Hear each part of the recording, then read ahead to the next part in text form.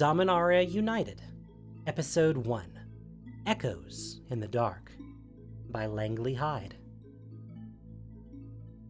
Even from 3 caverns away, the shriek of breaking metal echoed against the stone.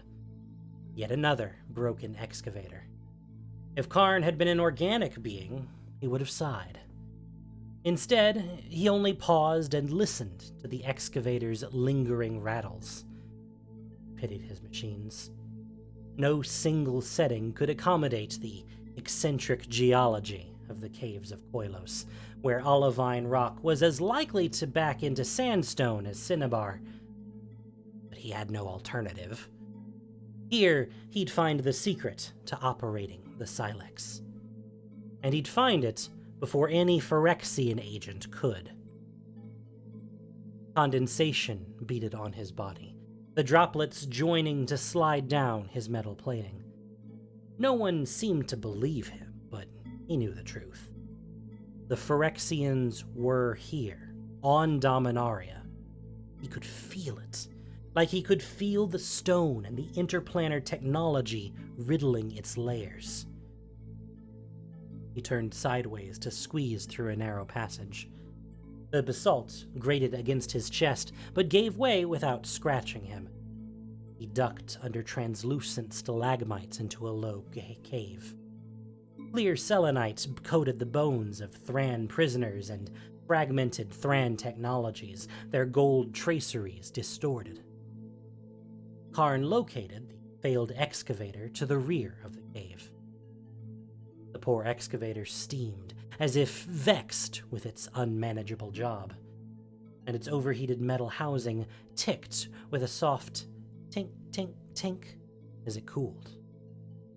Karn wove between the stalactites and water pools, careful not to break any of the delicate violet mineral deposits or disturb the freshwater anemones and tiny blind fish bleached by a life that had, until now, passed in darkness. Karn placed his hand on the excavator. "Shall I fix you then? Yes?" Steam sighed from the overheated machine. At his gesture, screws unwound themselves along their threading. He set them aside and removed the housing. A stripped-out gear greeted him. He removed it and set to generating a replacement. His fingers tingled with magic, its charge pulling together to generate something from nothing. Metal materialized, layer upon layer, to create a duplicate part. He liked working in the cave's silence. In the sun's absence, only the water's metronome drip measured out his days. He was alone here. Other planeswalkers didn't like the interplanar distortion that rubbed at their senses in the Caves of Koilos. Karn didn't either, but he appreciated the isolation it gave him. He didn't have to answer questions, or worry about whether the Phyrexians had gotten to someone, completed them. He could seek the key to operating the Sylex in solitude. He would win the fight alone. What fight? Joyra had placed her hands on her hips in exasperation. Karn, the Phyrexians were defeated centuries ago, and these new ones you told me about are trapped on their plane. They're here, Karn had told her. Defeating the Phyrexians in combat means nothing. They aren't an army. They're hate embodied. They promise Dominaria's destruction. Her voice had softened. Just because, Venser. Karn didn't want to think about Venser. He slipped the gear onto its shaft and tightened it down. He replaced the housing, sliding it into place, and then threaded in each screw. Small pleasures. He patted the excavator and smiled. That's better, isn't it? He knew it wasn't alive, wasn't responding to him, but it almost felt like it was as he flipped a lever and watched the excavator move forward and begin digging into the cave wall. The stone shuddered. Fine white dust plumed away from the excavator's planed shovel limbs. If organic beings had been present, Karn would have had to worry about using water to damp down the dust. Lungs were so fragile. Better that he was alone, wasn't it? No one held him back, eating and sleeping hours away. No one delayed his progress with chit-chat. The pulverized rock turned violet. Then the excavator's rumble changed to a whine as it hit open air. The excavator stepped back, and Karn peered into the cavern it had opened. The rock had been thin as an eggshell, but extremely hard. On the other side, the cavern's interior was coated in opal. The glow from his eyes caught on the iridescent flecks, suffusing the cavern with an amber glimmer. The dust-coated workshop looked like it came from Urza's mortal lifetime, or even prior, when magic's theories and practices were less well-known, and technology propelled Dominaria's progress forward. Intricate glass tubing, beakers of varying sizes, defunct burners, powdery remnants of ancient chemicals, wire cutters and rollers for clay, buckets coated with desiccated glazes, gears, and cogs. Even a small vented forge. Tongs placed casually to one side as if its smith, interrupted, had walked away from a task undone. In one corner, shackles. A reminder that the Caves of Koilos once housed the ugliness of the Thran before it transformed into Phyrexia. This workshop had been some artificer's sanctuary and some prisoner's nightmare. Karn recognized a setup meant to exploit sentient beings for experimentation when he saw one. He'd seen too many such scenes when he'd been newly formed. How did all this survive so intact? If only he could share this sight with someone. He really had to stop talking to himself. Karn stepped into the cavern as lightly as his heavy body permitted. Stray vibration caused these delicate objects to shatter, destroying data.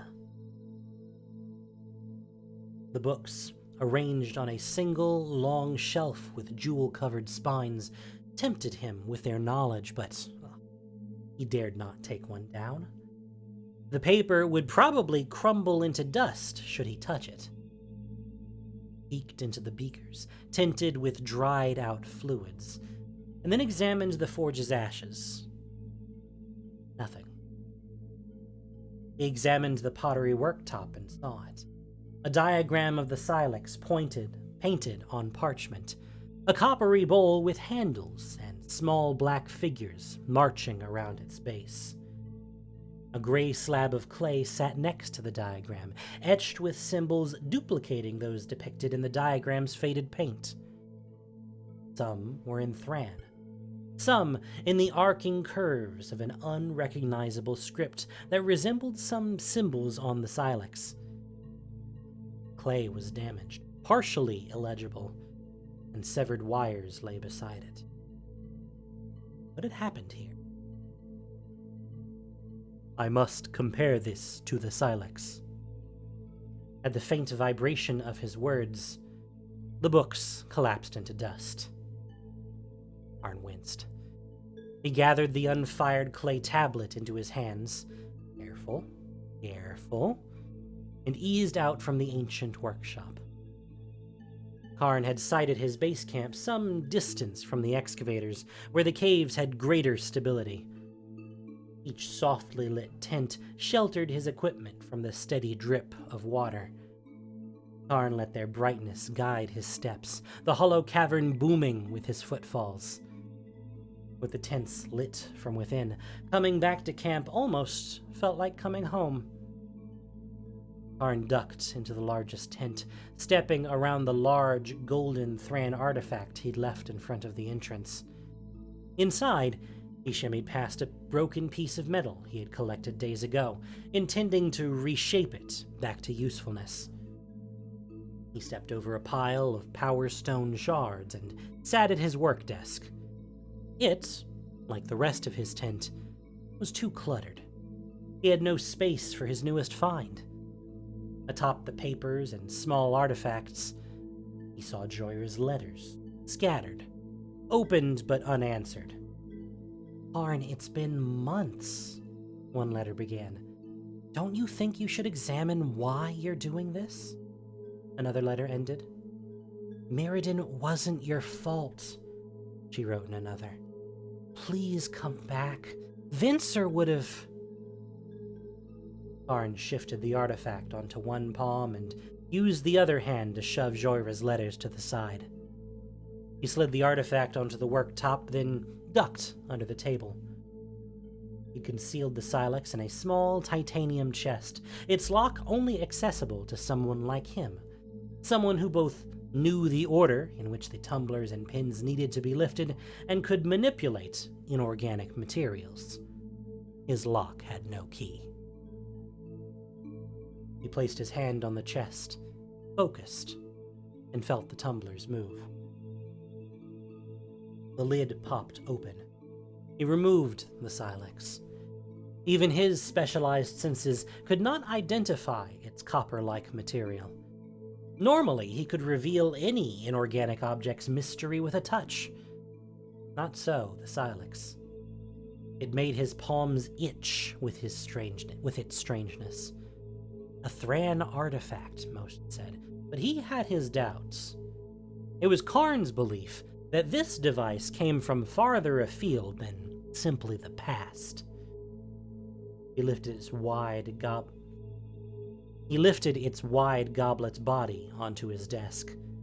Its inky characters seemed to move under his worktop's light, transforming from Thran to Phalaji to Sumafan. Gosh, it's been so long since I've seen that name. Sumafan. The vessel's wide, bowl-like mouth seemed to call to be filled with, according to the Sumafan, the memories of the land. He'd been reluctant to test it without confirmation on how to use it. The Sylex sent a jolt through him. Karn flinched and withdrew his hand, cradling it against his body. Once, when he'd been new, he'd reached out and touched the fire blazing in Urza's hearth. He'd dropped the cherry-red coal, shocked by the sensation, then examined his hand for damage. He'd found none. He'd looked up to see Urza watching him with glittering eyes. Urza hadn't tried to stop him, yet he'd known this would hurt Karn. Why did you give me intelligence if you did not value my personhood? Karn had felt ashamed the moment he'd asked the question, and yes, Urza had chuckled. You're more valuable to me if you can react intelligently. Karn had stared at his aching, undamaged hand. Then why give me pain? Urza had smiled and stroked his white beard. Karn had later learned how to recognize that expression as one Urza made when he thought he was being particularly clever. People are more reluctant to damage something if it causes that thing pain. But that was only true of some people, wasn't it? Karn glanced at Joyra's unanswered letters. He did not dare involve Joyra or the other planeswalkers, lest he lose them to the Phyrexians like he lost Vincer. Even after Mimnarch renamed it, Karn still thought of that plane by its first name, Argentum. It had been Argentum to him when he'd created it and its smallest wonders. How beautiful it had been. A plane glimmering with mathematical precision. The Phyrexians had taken it from him. Plane, his children, Mimnarch, his creation, was all his fault. He grabbed a rag from a nearby pile to wipe the condensation from his body. He didn't want to drip on his new, unfired find, and dropped the rag back into the heap. He bent to study the Sylex, comparing its symbols to those on the clay tablet. The pattern changed right where the clay's tablet edge seemed rougher, broken. Had he forgotten a piece? He needed to go back for it. Now. Since he'd opened the cavern to the cave's moisture, the artifacts in it would degrade. Just then, the death rattle of another excavator echoed through the caverns. Karn wished he could sigh. But, as it was, he locked away the Sylex with his most recent find. He'd repair the excavator. It was located near the ancient workshop anyway. And then he'd look for the missing piece.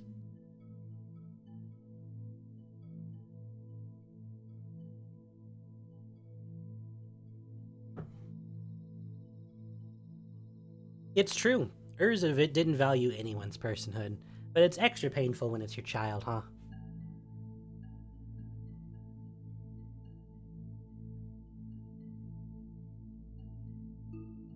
Oily smoke oozed up from the excavator's housing. It seemed to have hit a hard mineral deposit. Let me just restart this bit. Oily smoke oozed up from the excavator's housing. It seemed to have hit a hard mineral deposit, stressing the mechanisms behind the cutting tool. Karn patted it. More than you could cope with? The machine released a gout of smoke. I know the feeling, Karn replied. Before getting started, he peered around the tunnel's edge. The nearby workshop, despite the excavator's rumblings, seemed intact. Good. The excavator could continue its work without risking damage to those artifacts then. After he repaired it, he would search the workshop for the missing piece to the clay tablet. He pulled the machine away and reached into the wall where it was digging. He scooped out something liquid. Oily black slop dripped down his fingers, spattering the ground. Could it be? Karn reached with his special senses into the material. For him, he had tried to explain it to Joyra once, this ability was akin to tasting. If tasting were to provide information beyond flavor. He felt nothing, as if this substance was organic. How had the cables been embedded into stone? It looked almost like they'd woven themselves into it, like worms through an apple that was otherwise undisturbed. Right. The oil was Phyrexian. He checked again. Could these fibers be ancient remnants? No. No, he murmured. They look recent. Fresh. Karn reached into the borehole and grabbed one of the fibers. It writhed under his fingers, resistant, and released small spider-like clamps from its body to grip the stone. Cable, alive. Ground. It lashed his fingertips, as if trying to wriggle free from his grip. Tugged hard and tore it free from its tunneled cavity. Black oil splattered across his torso from its root. The other cables contracted within the wall, and the ceiling to the ancient workshop thundered to the ground. The tunnel behind Karn crumpled. The passage to his base camp gone. He had lost his findings. He would never locate the shard of the unfired tablet. He would never slot it in and see what it revealed. He would never fully investigate the chamber and determine if it housed other secrets about the Sylex's creation. Recent development had seen to that. Now he had a more urgent problem. One he needed to prioritize over archaeological catastrophe. The Phyrexians were on Dominaria. Here. Now. He could try to excavate the workshop. He could dig out the passage and return to his base camp. He could reach out to the others, but seeking help took time, and Karn knew put others at risk. If he had learned anything during his long life, it was this. A single moment of inattention, of neglect, could leave an entire plane vulnerable to the Phyrexians. The Phyrexians were contained within the caves for now, and he with them. Good. He would not let Dominaria fall like Mirrodin once fell. He'd stopped the Phyrexians. If he could not, he would stop the Phyrexians. If he could not do that, he would obtain proof enough that he could recruit reinforcements. Proof enough that Joyra and his fellow planeswalkers would believe him. Karn, Joyra would say, you were right all along.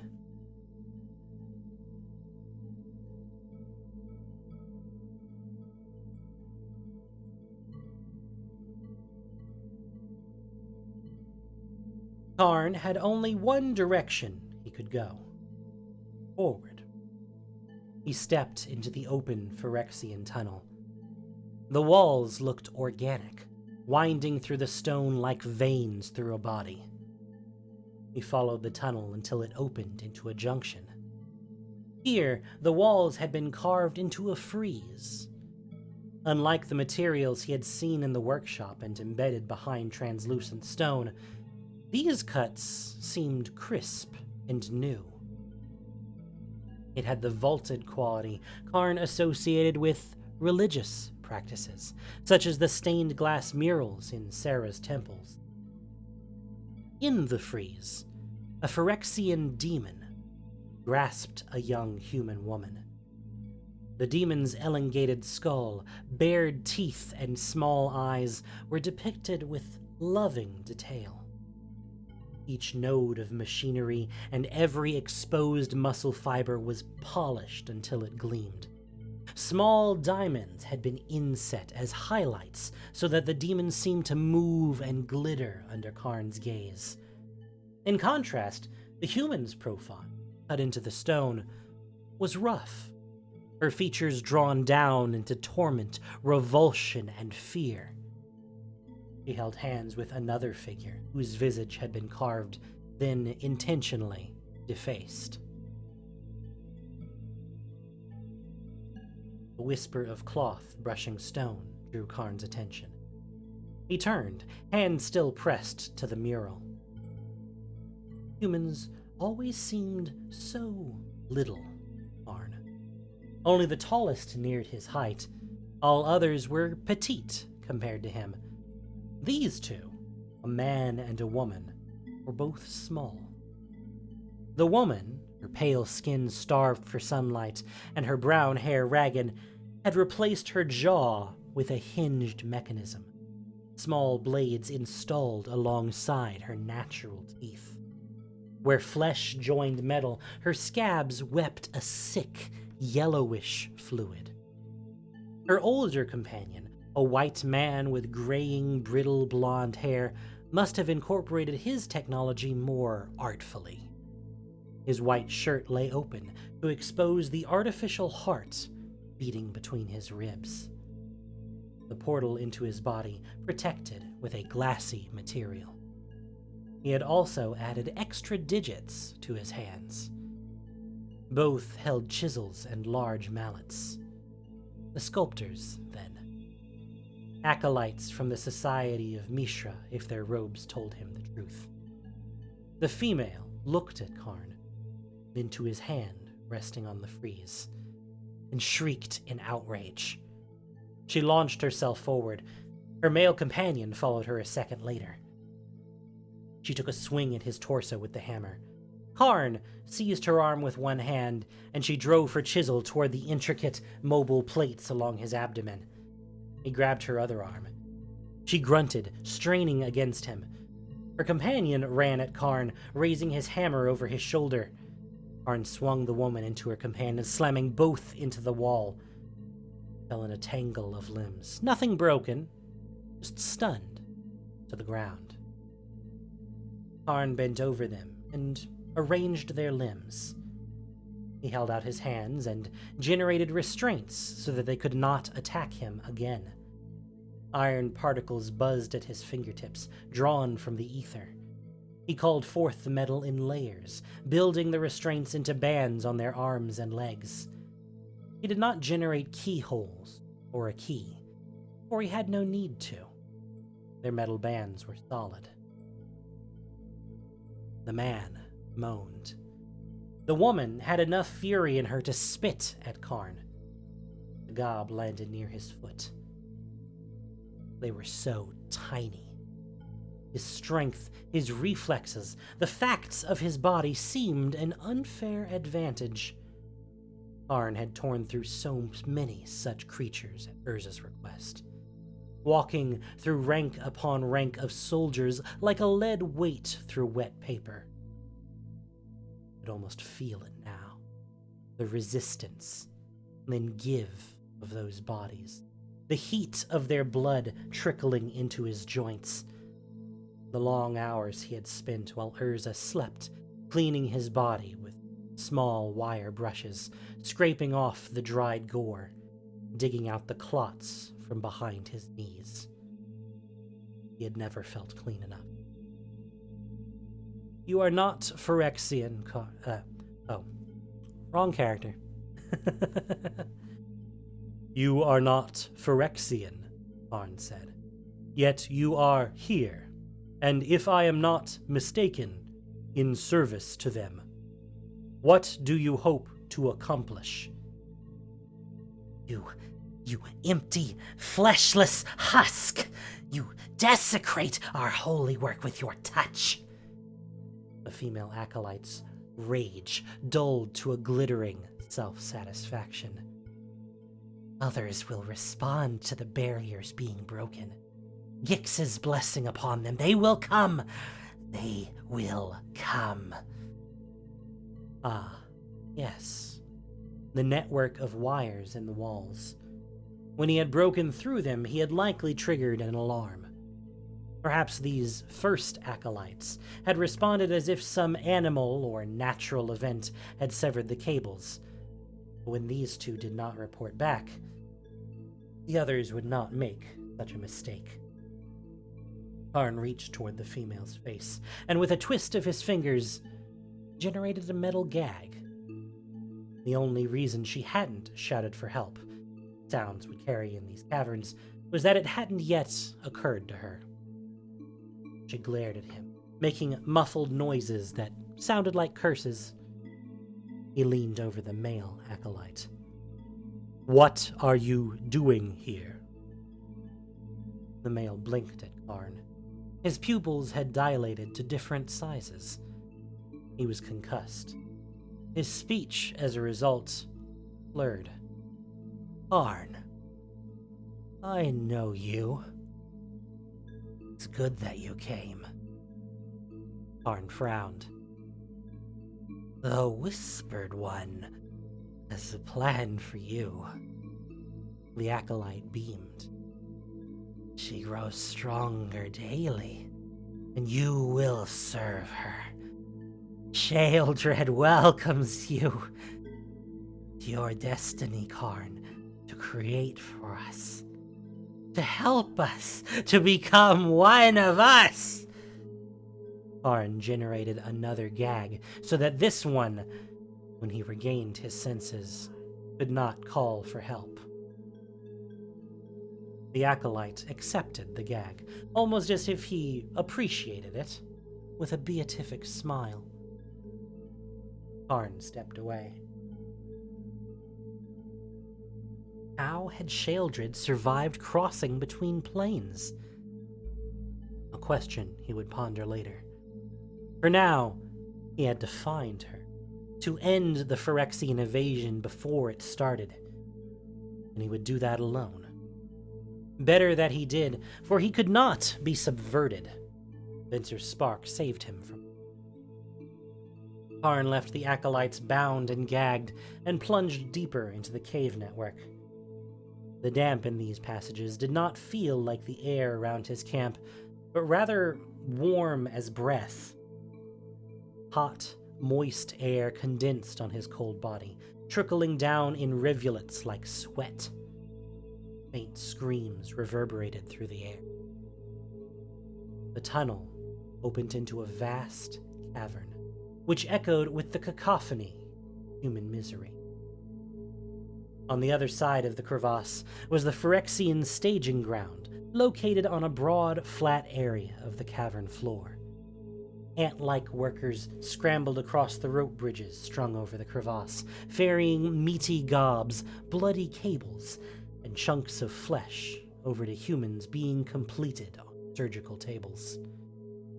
On the opposite wall of the cavern, a Phyrexian portal ship cut through the darkness like an immense scythe. Oils hung from this structure. The twitching loop's membranous purple gleam reminded Karn of intestines. Sheoldred hung suspended in this morass. She was still. Tubes fed reddish and milky substances into her black, segmented body. The mandibles that extended down from her thorax lay open, relaxed. Her humanoid torso, welded to the thorax's top, lay nested in a thick network of writhing, inky lines. A horned mask obscured her face. Beneath her, worshippers clung together and raised their voices in an ecstatic paean. The defunct Phyrexian portal ship and Sheoldred's sleeping form dominated the cavern. Acolytes in the gray robes of the Society of Mishra attended surgical machines that converted struggling people into Phyrexian abominations. Completed monstrosities dotted the cavern's floor like grotesque artworks, skittering on too many limbs. More acolytes stacked weapons beside a Phyrexian skyship. Teams of splicers scaled a dragon engine to repair it, so small that their welding torches seemed like white stars against the engine's metal skeleton. You'd found the staging ground of the Phyrexian invasion. A single figure attended Sheoldred. A young woman with platinum brown skin and dark umber curls who wore the cloak of the Tolarian Academy. When she turned, Karn saw the red dot from a mechanical eye. Below, an acolyte hurried forward and offered up gobbets of flesh.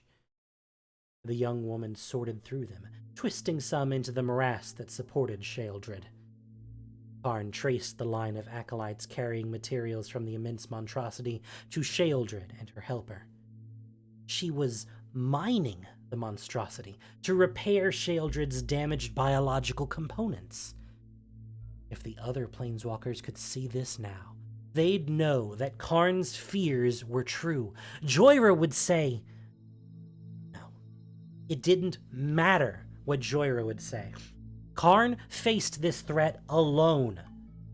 He needed to alert the others, yes, but neither could he leave this staging ground intact.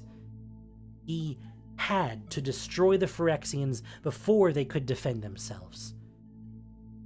His course of action decided, Karn held out his hand, palm up. He raised his other hand above it. He visualized the incendiary device he planned to generate from the inside out. He could see its every component, its chemicals, laid out like a dimensional blueprint. His fingertips buzzed with the magic of his creation. The layers of material accumulated in midair. It was no Sylex, but it would end Sheoldred. A klaxon filled the cavern with its high-pitched holler. Karn located its source as acolytes, worshippers, and Phyrexian agents paused in their work. The female acolyte who'd attacked him was blowing a horn. Either she'd been discovered and freed, or she'd freed herself. The drawback to leaving his attackers alive. The shrill sound prompted action. Acolytes loaded weapons into the skyships. Phyrexian surgeons loaded their bloodied operating tables into skyships. Others boarded the skyships, evacuating. Completed Phyrexian monstrosities shuddered to life, metal fibers snaking out from their bodies. Others slumped to the floor. Claw-like limbs exploded from their abdomens, and their gaping mouths opened blindly, like reptiles scenting for prey. A red beam dotted Karn's chest. Karn dropped flat to the rock, just as a bolt of electricity flew overhead. He pressed his palms to the ground, lifting himself high enough to crawl forward. At the cliff's edge, he peered to the cavern's floor, trying to locate the blast's origin. The Talarian who aided Sheoldred leveled a glaive at him. She had replaced her eye with a miniaturized ray cannon, and its red beam hit Karn. Karn rolled to the side. A crackle exploded the rock beside him. Smoke wisped up from where he'd once lain. Completed Phyrexians swarmed toward him, and the Talarian smiled. He placed a hand on Sheoldred's limp claw. Sheoldred remained limp, inert, as if she were under sedation, while the young woman worked to restore her, and vulnerable.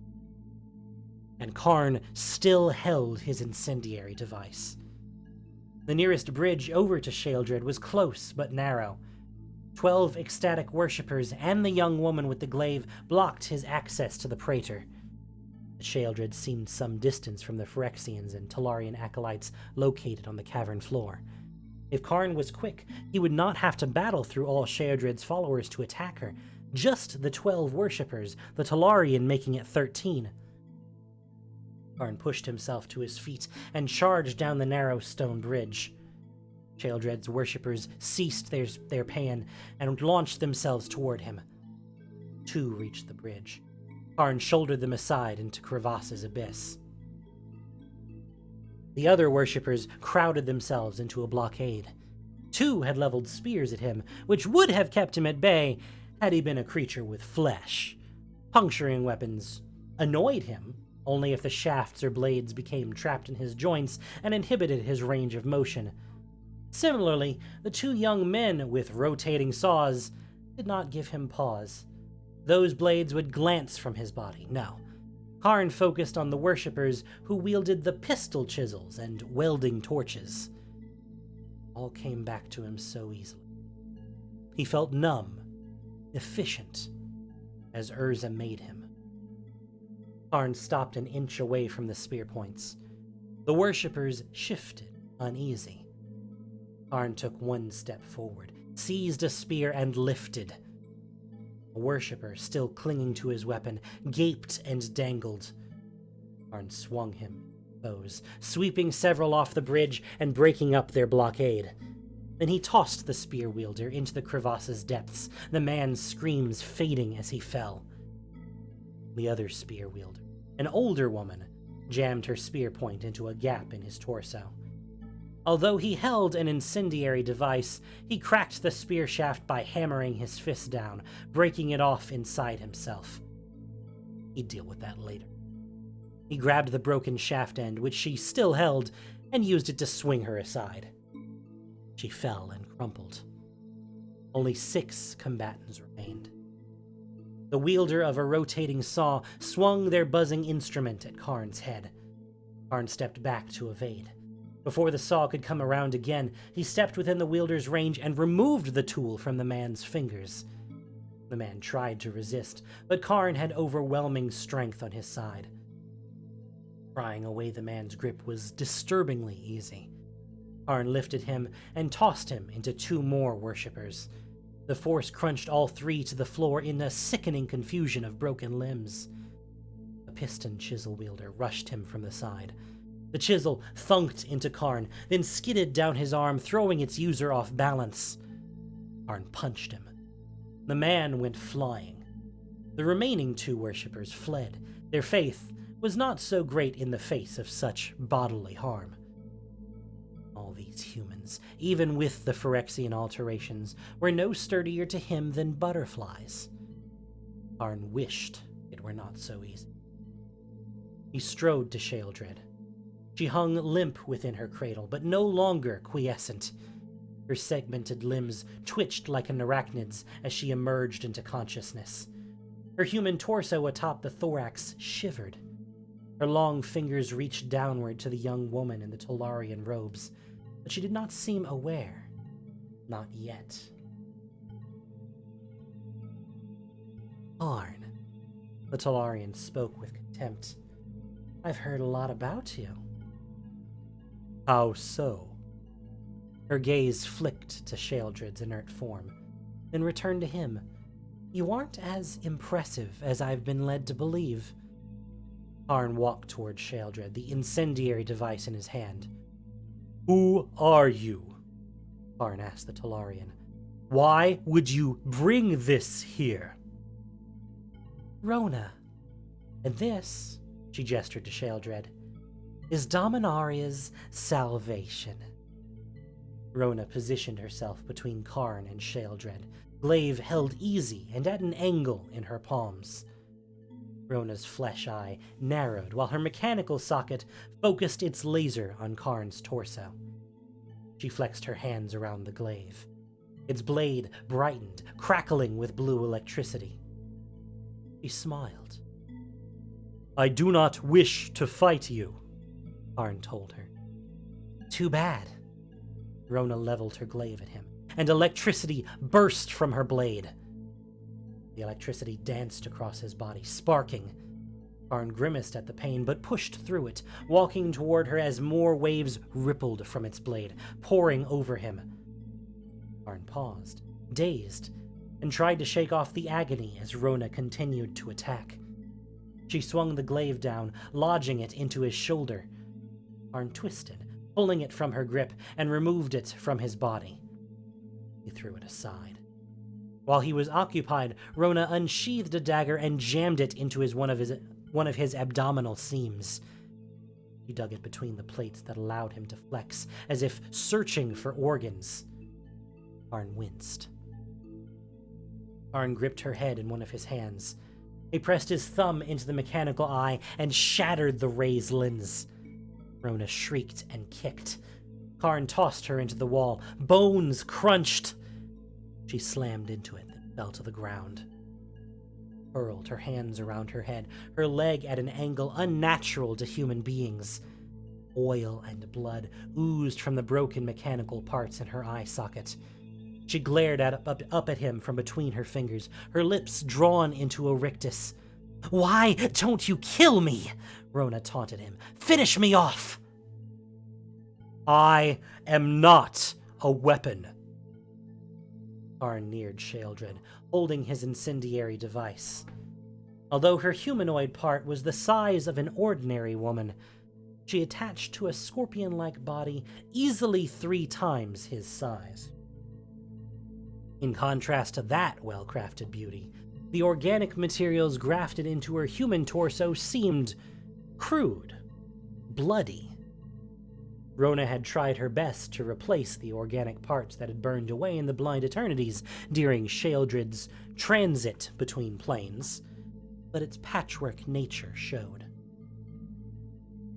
He would tear her to pieces.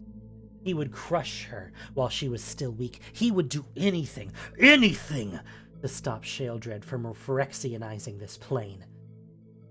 Karn reached up and seized Sheoldred's torso, determining to finish this.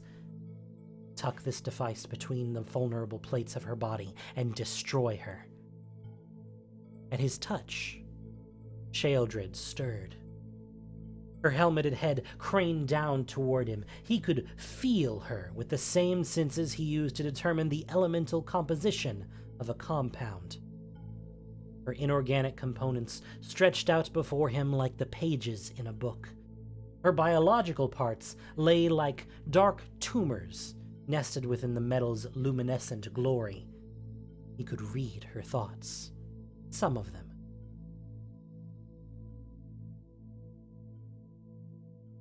Welcome, Father. One sec.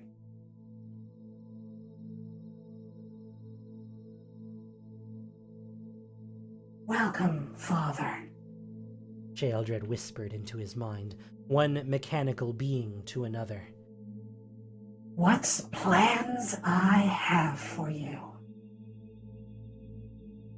Karn recoiled from her slimy whisper, stepping back, and he knew what she had done.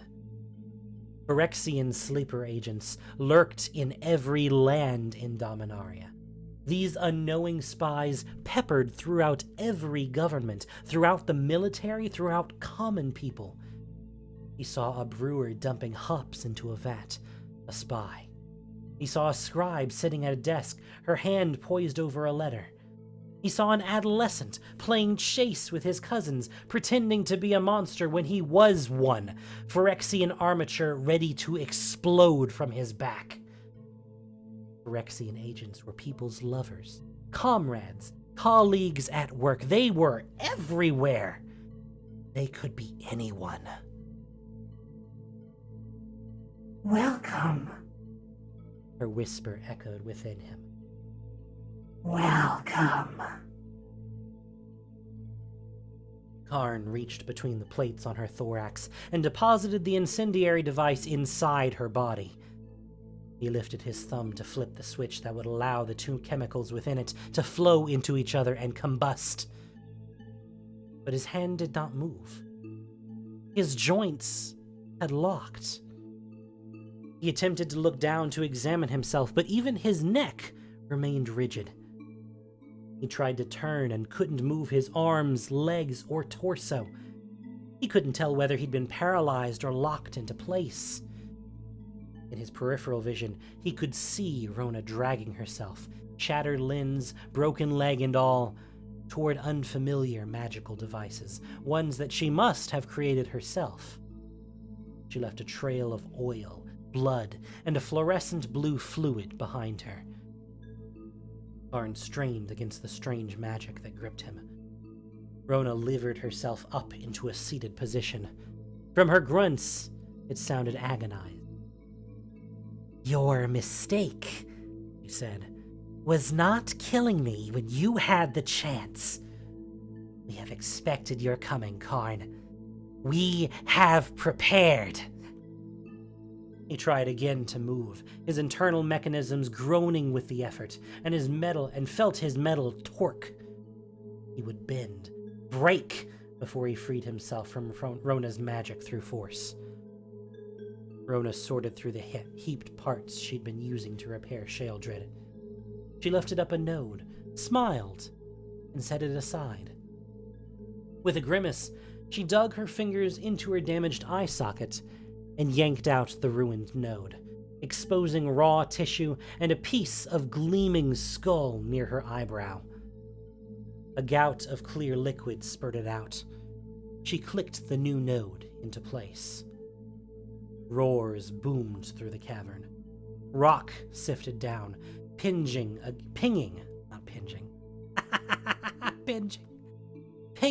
against Karn's body. "That," Rona said, "was the sound of our ships evacuating our forces from this staging area, which has been compromised, and retreating to a secondary staging area. We have many bases across Dominaria. You will not find them all." Rona drove her glaive into her leg. She grunted, slicing through her clothing and flesh. Her eyes teared. Even the eye she'd replaced dripped. Panting, she bared her muscle and her broken bone to the cavern's air. Karn had failed.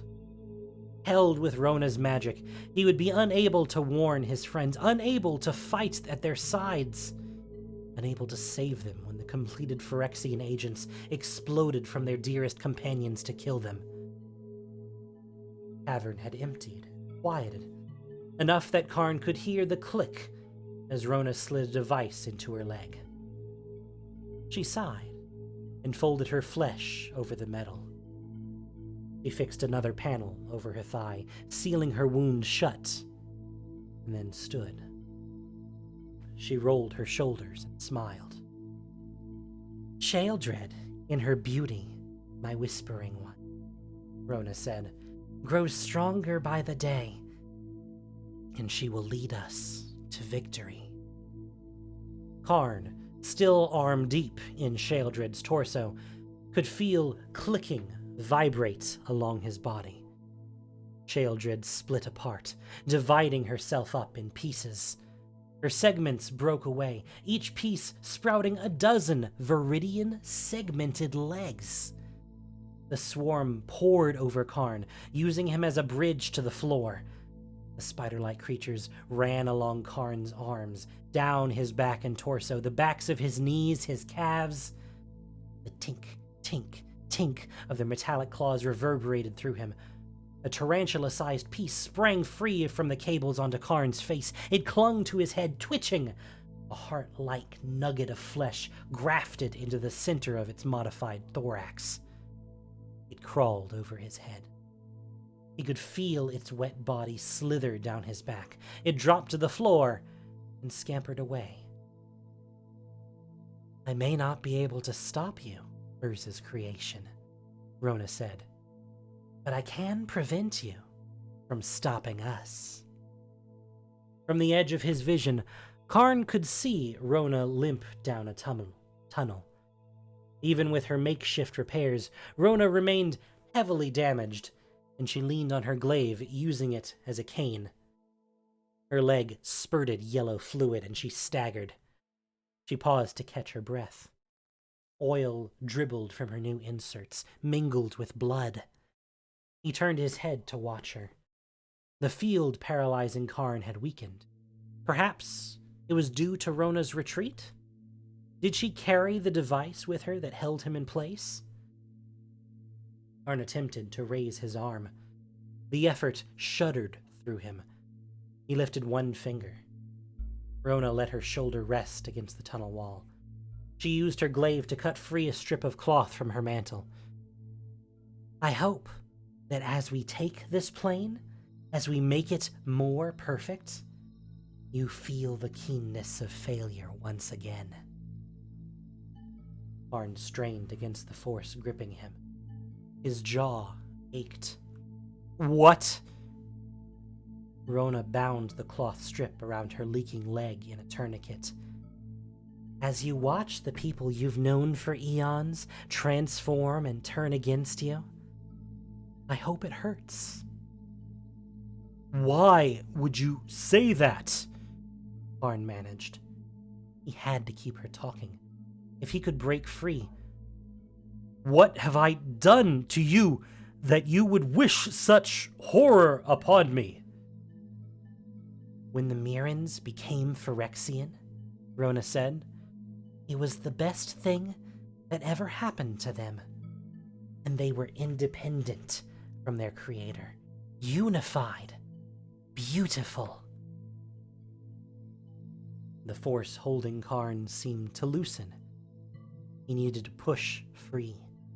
Even with the Phyrexian staging ground in the Caves of Koilos empty, if Karn could capture Rona as Sheoldred's right hand, she would be able to provide valuable information. All was not yet lost. "You'd kill them, wouldn't you?" Rona said, "for reaching for perfection."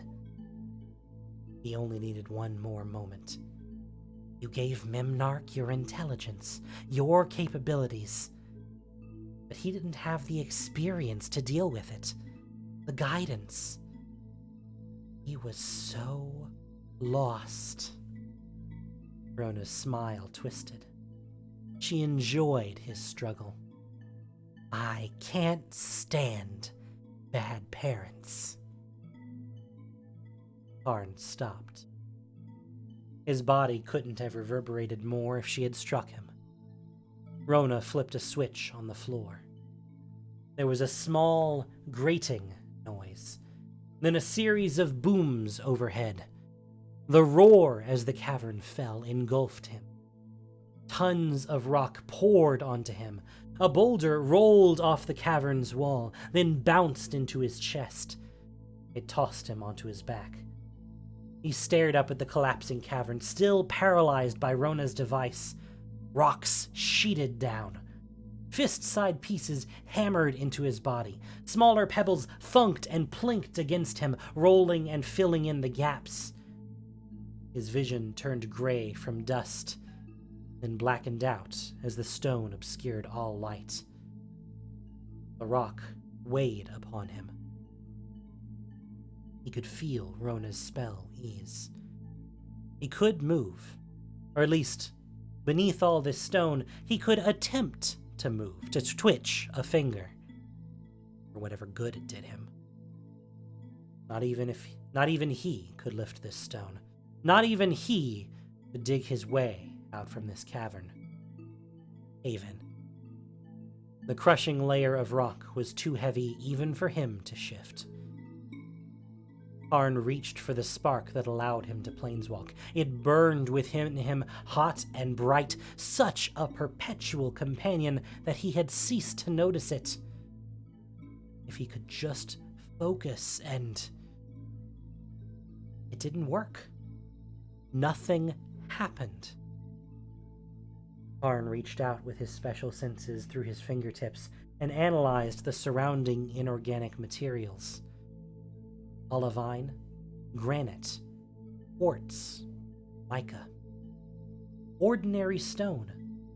But with all the ancient interplanar and Phyrexian technology providing a low-grade interference, he could not planeswalk away. He was trapped. Only he knew that Sheoldred had come to Dominaria. He could warn no one.